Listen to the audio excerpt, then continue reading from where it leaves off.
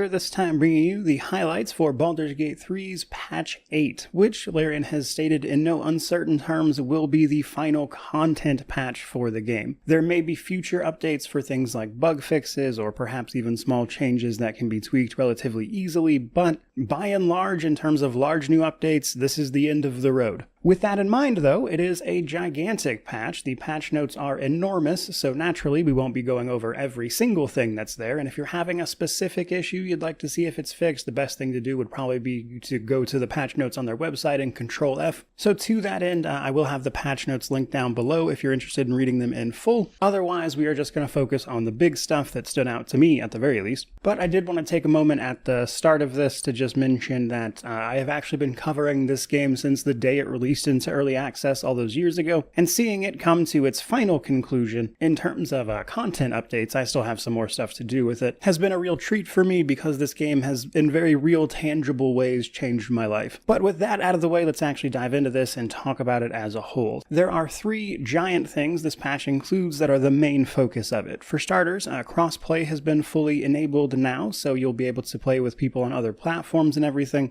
Though a little bit of a note on that, if you are playing with mods, you all need to have the same versions of the same mods installed, otherwise you're going to have some problems. Barring that though, basically just go to the multiplayer stuff, click the crossplay option, and you're good to go. That should pretty much be all you have to do on the user end. Probably a decent place to mention that in addition to this, they've also included some updates to the mod toolkit, allowing you to change and potentially do more with it, though there are obviously still some guidelines and restrictions in place due to the nature of the IP and everything. But the long and short of it for most people is that you should see some more and more interesting mods popping up. For people interested in making mods, you'll probably want to go read those guidelines for yourself. Next up, we've got photo mode, a often fan requested feature, especially for a game like this that's so much about the story and the characters. No real surprise here. I'm sure plenty of people will do fun things with it, but in terms of a description, it's photo mode. Pretty self-explanatory. By far and away, the biggest thing this patch adds, though, is the 12 new subclasses. Now, these have been announced and disclosed for a while, and I've even seen people make videos about them from the Patch 8 stress test before the official release. Now, probably on Friday, I'm going to put up my video going over all these new subclasses, which will hopefully include any changes that happen between the stress test and the release of this patch. I'm personally absolutely pumped for the Hexblade Warlock, but obviously I'm going to try them all for the sake of that video at the very least, but a full playthrough of Hexblade Warlock is happening for me for sure. In the meantime, though,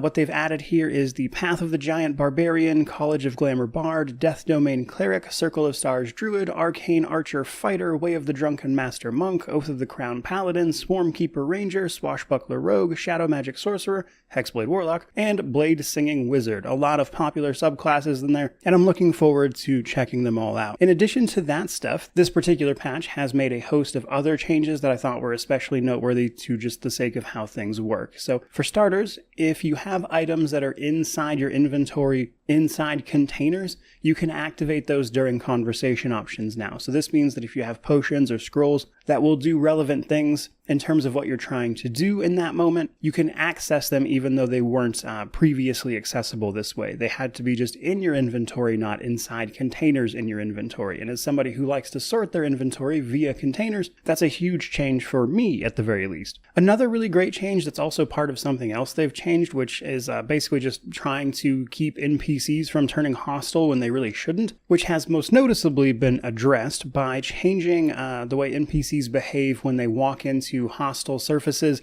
after combat is over. So, during combat, there's all sorts of AoEs and effects flying everywhere, and after combat ends, sometimes characters would walk into those effects, and this would actually turn them hostile, which could lead to some very annoying situations. That should be addressed now, and NPCs should no longer turn hostile when that happens. Another somewhat notable thing I wanted to mention here is that they mentioned in the patch notes that because of the new subclasses and just how much stuff that affects in terms of gameplay and balance, they did a pass through the achievements for the game to make sure that they were all going to be working accordingly due to, the way people might engage with them now that we have all this new stuff. So if you still don't have the achievements, they have been updated to work correctly with all of these changes, or at least they should have been. So there's that at least. There are a host of other things I want to talk about. So for starters, they did a bit of a balance pass in general in terms of the way the game works, and for the most part this was relatively minor stuff, but just some noticeable things I wanted to mention. For starters, they fixed Wall of Ice. It was dealing like half the damage it was supposed to. It should actually do the full damage it's supposed to now, outside of things like resistances and whatnot. Ghouls and ghasts can no longer paralyze drow, which should be relevant if you are playing a drow at the very least, but also, certain combat situations where you might be using ghouls from that one ability as an example. They also fixed the Owlbear's Rage mechanic, just all sorts of instances where it would fall off when it wasn't supposed to, things like that. They also just generally touched up things on Tactician and Honor mode to make them, I would say, slightly more interesting in terms of the way they scale. As an example, Balthazar will actually cast Shield now on higher difficulties, which is probably something he should have been doing all along. They also touched up Gortash's AI. So if you've ever fought that guy, he's not exactly the brightest bulb, and in some cases he would do things that were suboptimal, so they've tried to touch that up where he will take more relevant actions at the right time, which in theory should make him a little more difficult, but honestly he was never that terribly difficult of a fight anyway, so I'm kind of curious to see how that fight plays out now, if he's actually a challenge or just how significant those changes to his AI were. Now, in a slightly more general note,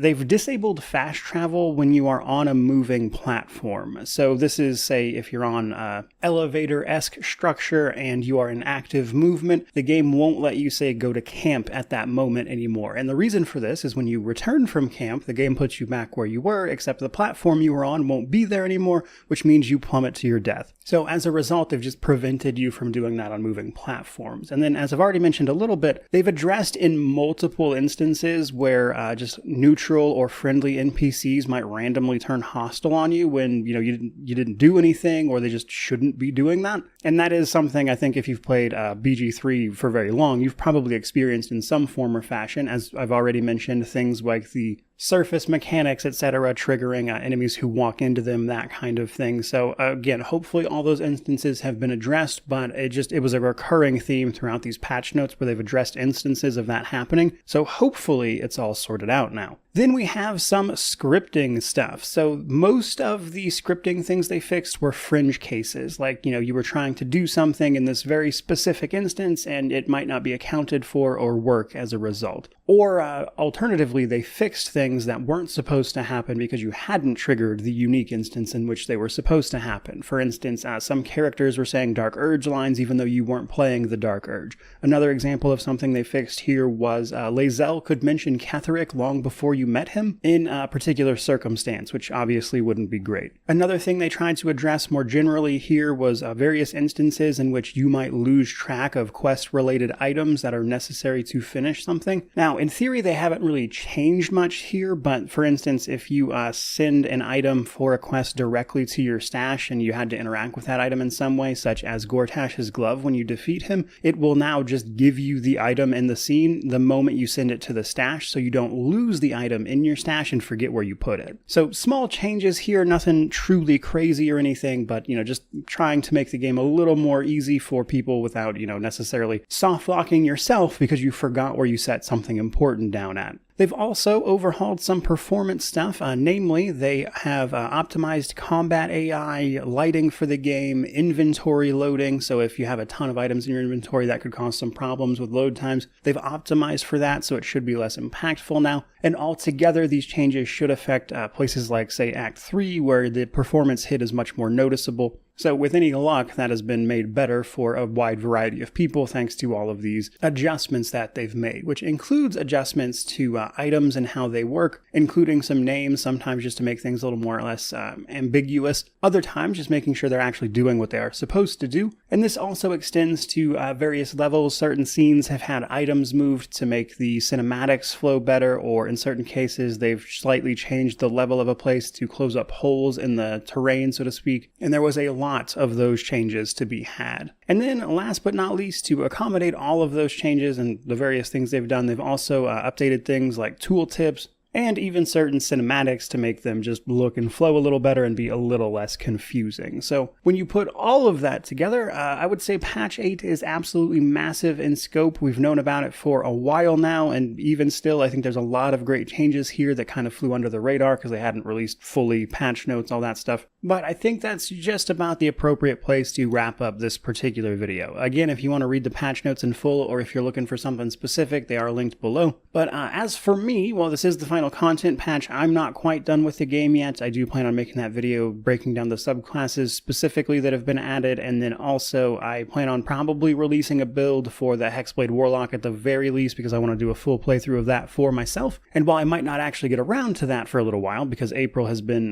very busy the last week or so with all sorts of things releasing, but I'll probably have the build ready well in advance of that. So at the very least, a little more content to go from me, but otherwise, that's where we're going to leave it for today. So certainly hope you enjoyed the video. If you did, don't forget to like, comment, subscribe, all that YouTube jazz. But regardless of any of that, truly, just thank you so much for watching. I really do appreciate it. May you wander in wisdom and have an amazing